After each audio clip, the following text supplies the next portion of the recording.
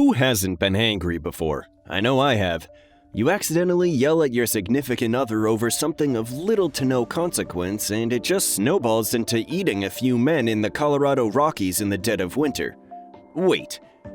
This is the story of Alfred Packer, the man that searched for gold in the late 19th century, but the only metal he found was the iron of bars. So without any further delay, here's the story of Alfred Packer, the ravenous Wild West prospector turned cannibal. Alfred, also known as Alfred Packer, was born in an unincorporated part of Pennsylvania, Allegheny County, in 1842. He was one of 3 children born to James Packer and Esther Greiner.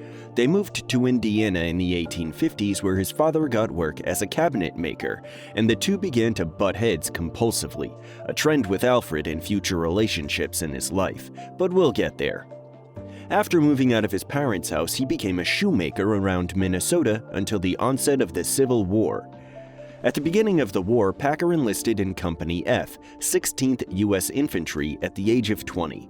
His general inability to get along with the men in the company and his epilepsy led to a discharge of service in December of 1862, a tour of only about 4 months. Being the persistent scamp he decided to enlist in an infantry battalion in Iowa soon after. He was discharged for the same reason. His epilepsy was apparently quite severe. Reports have him suffering an epileptic episode every other day or so. Packer roamed around after his second and final military service. He held a string of odd jobs such as wagon teamster, hunter, ranch hand, guide, and miner. He ended up briefly working in mining-related jobs, then went west to try his luck in the gold fields. He landed in Utah in 1873 and was there until his fateful expedition in November of that year. According to those who knew him as a guide and Packer himself, he was ill-suited to be a guide. He admitted to consistently losing his way. It's unclear whether or not this was due to simple incompetence or as a complication to untreated epilepsy. What is clear is that he was grossly underqualified to do much, if anything at all. While working as a miner, Packer met a group of men who were going to the gold fields of Breckenridge, Colorado. Packer was interested and asked to join them on their expedition. At first, they were reluctant, but they decided to recruit him and they departed from Bingham Canyon, Utah. He was ill-supplied by accounts of original expedition members, but he was brought along because he apparently did a good enough job of selling his experience as a guide in the area. They thought his expertise and experience with the geography of southwestern Colorado would come in handy. The problem was, not only was he lacking in supplies, he was also lacking in the experience and expertise that he was supposed to bring along. But hey, what's the worst thing that could happen? The original group of 21 men headed toward Colorado, and after 3 months of horrific winter weather, they happened upon the Ute chief Ouray. Chief Ouray took pity upon the weary travelers and fed and sheltered them. He also gave them a warning to wait out the winter and not to proceed into the mountains in the depths of February. 15 of the men were smart, and 6 weren't. The 6 that weren't were Packer, of course, Shannon Bell, James Humphrey, Frank Miller, George Noon, and Israel Swan. These 6 guys were dead set on making a fortune and would risk everything to get it. What they didn't know is they would end up risking it all because just 2 months later, only 1 man would emerge from the mountains. Who could it be? You guessed it, it was Alfred Packer who emerged from the mountains, and the absolute picture of health. Why wouldn't he be, though? He was a survival expert who could easily live off the massive bounty of the Arctic conditions that were offered by the San Juan region of Colorado in February. Sarcasm aside, the truth is that it was nearly impossible to survive the harsh conditions found in that region of Colorado with technologies of the time.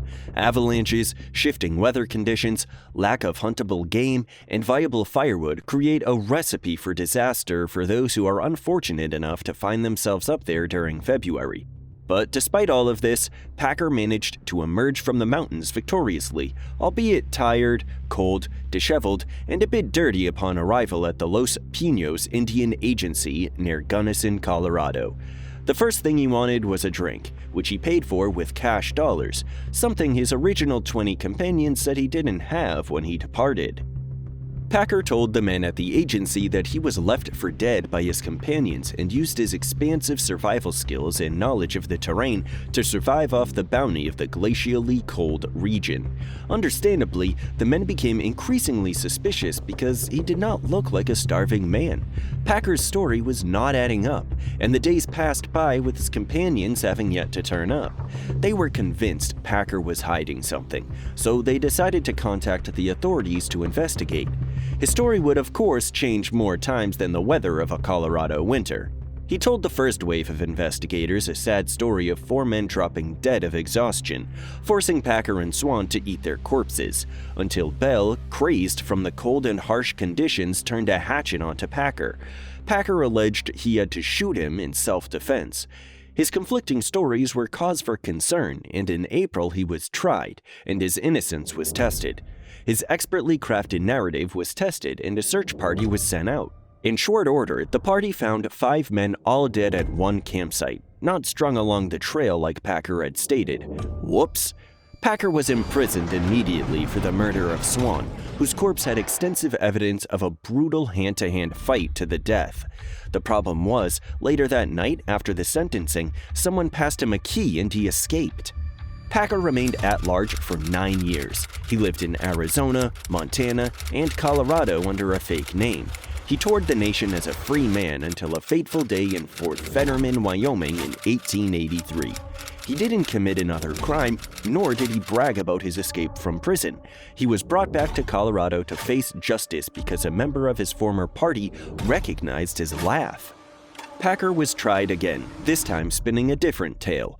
His new version was that he went out to find sustenance. He returned to the camp to see Swan boiling the flesh off the other men's bones, and after a struggle, he shot him in the stomach twice. Now buried, the bodies could not corroborate the stories that Packer told the jury, and he was sentenced to hang. 3 years later, the sentencing was overturned in 1886 due to legislative errors from when Colorado was incorporated as a state as opposed to a territory. He was charged with 5 counts of manslaughter, and this time he was sentenced to 40 years in prison. He began his sentence in 1886 at the state prison at Cannon City.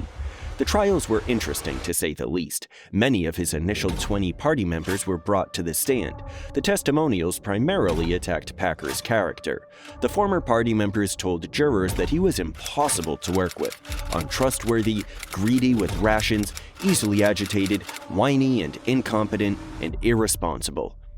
Despite all of this, Packer still managed to convince somebody of his innocence. Reporter Polly Pry and editors at the Denver Post believed the story of proclaimed innocence. Pry and the staff at the Post worked diligently to clear the name of the enigmatic figure.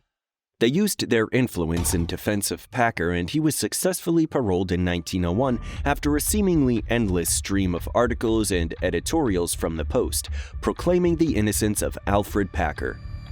After his parole, he was employed as a guard for the Denver Post briefly. He retired and lived on Harrison Avenue and on West Hampton. His last address was the Van Alstyne Ranch in Deer Creek Canyon.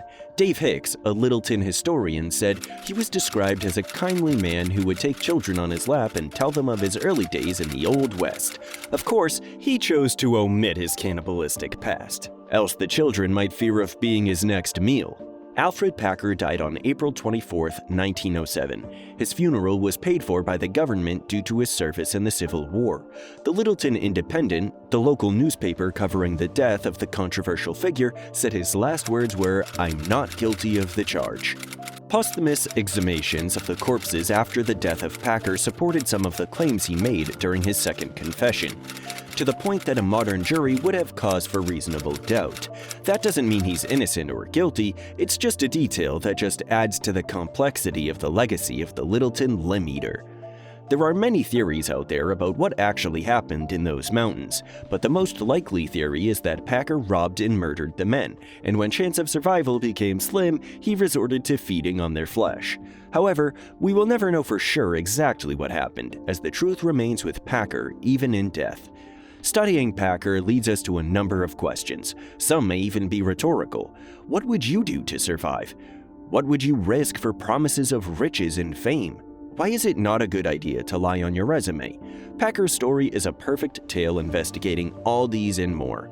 Was Packer an unwilling victim, forced to make a horrific and gruesome choice due to the elements, or was he more the person that his party members painted him out to be in the trials? Feel free to let us know your thoughts in the comments down below. Either way, Packer's story is one that undoubtedly captivates the morbid curiosity of generations of audiences. As always, thanks for watching, and if you enjoyed the video, make sure to hit the like button and subscribe to our channel for more videos.